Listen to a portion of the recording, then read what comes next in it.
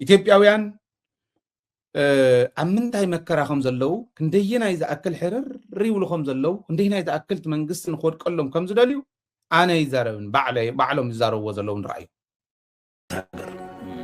ለምስራቅ አፍሪካ ከምንድነው ከኛ ሀገር ጠረፍ ከሶማሊያ እስከ ምጽዋ ድረስ የባህር ላይ ወንበሬዎችን ጭምር ማጥፋት የሚችል ኃይል አለኝ ሲሉ የነበሩ መሪዎቻችን ከአዲስ አበባ ፍንጫ ስር ያለውን የአርሲን ጉዳይ በተለይ ከ2015 ዓ.ም ጀምሮ በዚህ ሁኔታ ዜጎች በእምነታቸውና በማንነታቸው እየተለዩ ሲጨፈጨፉ በቤተ ክርስቲያን ላይ ያን ያክል ውድመት ሲፈጠር ሪሊ ምንድነው መንግስት እየሰራ ያለው? ይሄ ደግሞ የሚያሳፍረው በምርጫ ዋዜማ በመላው ሀገሪቱ ለሚደረገው ምርጫ እኮ ሰላም አስከባሪ ኃይል ወይ የሚሊሻ ሰራዊት እኮ መንግስት አሰማርቷል። መከላከያው፣ ፌደራል ፖሊሱ፣ የክልል ፖሊስ፣ ሚሊሻ፣ ሌላውም የጸጥታ ኃይል በየቦታው አለ። እዚህ ቦታ አልነበሩ? እሁድ እንግዲህ እዛ ኮሮጆ የተቀመጠበት ምርጫ ጣቢያ ምርጫው ካልተደረገ ወይ ይሄ ሁሉ ሲደረግ የምርጫ እንቅስቃሴ የለም ከተባለ መንግስት ችግር ስለነበረ እዛ ካይ ምርጫ አልነበረም ብሎ ይንገራል። ከዚህ በዘለለ ግን ለምርጫው በዚህ ደረጃ እንቅስቃሴ የሚደረግበት ዋዜማ ላይ ይሄን ሁሉ ሰው መጨፍጨፍ ማለት ምንድነው? ከምን ጋር የተያያዘ ነው? 100 ምናምን ዓመት የፈጀ አንድ ቤተክርስቲያን የቆየ ቤተክርስቲያን አቃጥለ ጭምር የህዝቡን እምነት በዚህ ደረጃ መገዳደር ሪሊ የሃይማኖት እኩልነት አለ ብሎ መንግስት ያረጋግጣል ወይ? ተፈለከው ማመን መብት ነው። ነገር ግን በዚህ ደረጃ እኔ ይሄ በየትኛውም ዘመን ላይ አደረገ ምናልባት በነ ዮዲት ጉዲት ምናልባት በነ ግራኝ አህመድ ዘመን ካልሆነ በስተቀር ቤተክርስቲያን በዚህ በብልጽግና ዘመን ላይ እንደገጠማት አይነት ችግር ገጥሟት አይደለም። ባለፈው በነበረው ውዝግብ ታውቃለህ፣ ሶማሌ ክልል ላይ ምን ያክል ችግር ተፈጥሮ ምን ያክል የእምነት አባቶች እንደተገደሉ ምን ያህል ቤተክርስቲያን ተቃጠለ አይተናል። እሱን ደግሞ አገግመን ስንመጣ አርሲ ላይ ምንድነው እሱ እንዴት ተደጋገመው?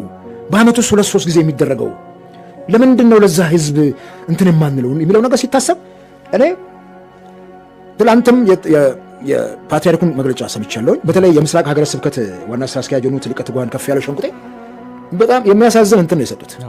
ተራ ለማድረግ የእርስ በርስ አለመግባባት ነው። ትንሽ የእሳት አደጋም ተከስቷል። የቤተ ክርስቲያኒቷ እኮ መሪ ናቸው፣ አባት ተብለው የተቀመጡ ናቸው። ይሄ ሁሉ ህዝብ ሲገ ምንም ይሁን አሁን የህዝብ ቁጥሩ ጉዳይ አይደለም። 13 ሰው የሚል ነው አሁን እየወጣ ያለው መረጃ፣ የውጭ ሚዲያዎች የሚዘግቡት እንግዲህ እናያለን። በፊት አሁን እኮ የሚባለው ምንድነው? ተወስደው የጠፉ አሉ፣ ይትረፉ ይኑሩ አይታወቅም። እሱ ሁሉ ሲረጋገጥ ነው ይሄን ያክል ሰው ሞተ የሚባለው። ዘንድ ይሄንን በዚህ ደረጃ ዝቅ አድርገው ማየታቸው ሪሊ እሳቸው እረኛ ናቸው የምእመኑ? ምንድነው ችግሩ? ባለፈው ታውቃለህ በተፈጠረው ችግር የኢትዮጵያ የዚህ የሃይማኖት ጉባኤ እዛ ድረስ ወክለው ቀሲስ ታጋይ እንዴት አድበስበሰውት እንዳለፈው አይተናል። ለገዢው ፓርቲ ያላቸው ወገናዊነት እዛ ሄዶ አሳይተውናል በሰው ደም ላይ። ይሄ መንግስት የሚመራው ሰውን አይደለም ወይ? የዜጋ ነፍስ እኮ ልዩነት የለውም። የምትመራው ህዝብ እንዲህ እንትን ሲል እንዴት ነው ምረጡኝ የምትለው? ዜጎች ለቅሷቸውን ጥለው የልጃቸውን ቀብር ጥለው መረጡኝ ያለ መንግስት በምርጫ ዋዜማ ደግሞ እንዴት ሲጨፈጨፍ ሰው ምንድን ነው የሚሰማው? ኢትዮጵያ እዚያ ልብን ዘለዎ ትግራዋይ ኢትዮጵያ ክትቆላ እንተደሊኻ ተቃል ጌጋ ኮነ ክልዩ ዘይግድስ ግን ከምታ ተቆልወና ዘላ ከምታ ተቃጽለና ዘላ ክነቃጽላ እንተደሊና ብርግጽ ሃገር ህዝብ ስለ ዘለዎ ትጥቀመሉ ቃላት ትክክል ዘይኮን ክእል ትግራይ ትበልዕላ ኢትዮጵያ ትግራይ ተቃጽለላ ኢትዮጵያ ህዝብ ትግራይ ህልውን ከየረጋግጽ ለይትን ቀትርን ይጽዕር ለመንግስት ኢትዮጵያ ግን ናይ ኢትዮጵያ ብቃዓት አይኮነን ናህና ስንፍና ጸላእትና ብቃዓቶም እንተይኮነ ስንፍናና ክኽፈል ዘይግባእ መስዋዕትነት የኽፍልና ኣለውን ከኽፍልና እውን እዮም ተዘይተረዲእና እዮም እቶም ስካዕ ሕዚ ዝበልክዎም ናይ ጌታቸው ይኹን ናይ ፋኖ ቲኤፍን ይኹን ካልኦት ይኹን ዘለዓልክዎም ኩሎም ብስንፍናና እምበር ብብቃዓት ጸላእቲ ክኾነ ይኽእሉን ቅድሚ ሕዚ እውን ዝኾኑ ብናይ ባዕልና ስንፍና እዩ ንቐጻሊ እውን ከማያ ክትኮን ስለዚ ንሕና ከምዙ ኣዴታትና ቡና ክቐልዋ ከለዋስ መንከሽከሽ ሒዛ እየ መንከሽከሽ መትሓዝ ኣለዎ ንምንታይ ኣብ ቀሪብካ እንድሕር ሒዝካዮ ስለ ዘቃጽል እዩ ኢትዮጵያ ከይተቐርበካ ብርሑቑ መንከሽከሽ ኮይኖም ናይ መንከሽከሽ መትሓዚ ኮይኖም ከገልግሉ ዝኽእሉ ትሪእዎ ዘለኹም ኣብ ኣርሲ 13 ሰብ ጥራሕ ኣብ 2 ወርሒ ውሽጢ 101 ሰብ ይሞቱ ኣብ 2 ወርሒ ውሽጢ እዚ ኣብ ኣርሲ እየ ዝብለኩም ኣለኹ ማለታዊ ግጭት እዩ መፍትሑ ከቢድ 101 ደይለ ሕዚ PDF انت زي يحجزون يرو ولا هم اي مغورن زولو اول كاولغا نا اساسات مصاز نبره مخاين دباي وق كفيتهم 186 قتيلهم 106 كعا اقصيلهم ريهم تماره قال اوصينا يينا وردي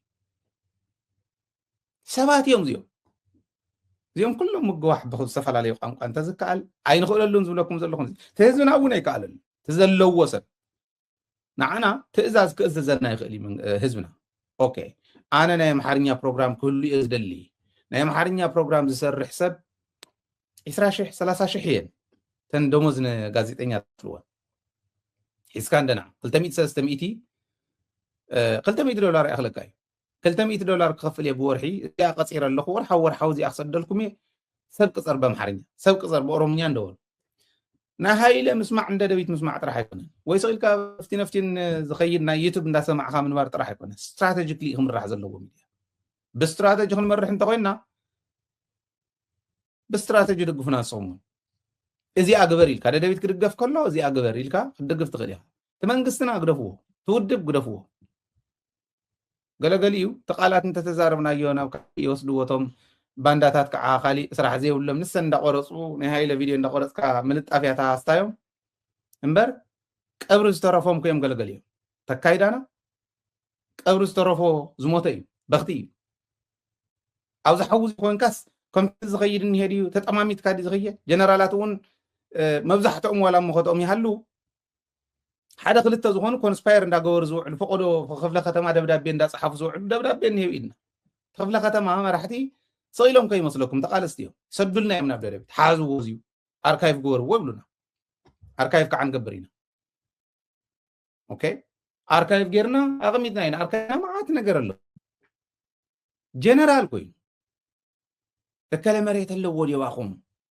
كصنع الى دبدابي كوي بدبدابي الاخلنا يولون ساتهم كعجقان انديم بدبدابي ليهم تتحيز يحزي تحلو وحدهم غير زلخ تمصراي زصاري اكل لوني كوموس ترطر انت خوين وينا ميديا يلو خو وين افتز ملكوتهم الاخي نغزع زون جنرال حلافنا سله زلو صحيفهم يقبل عوينا نينا بقى فتافت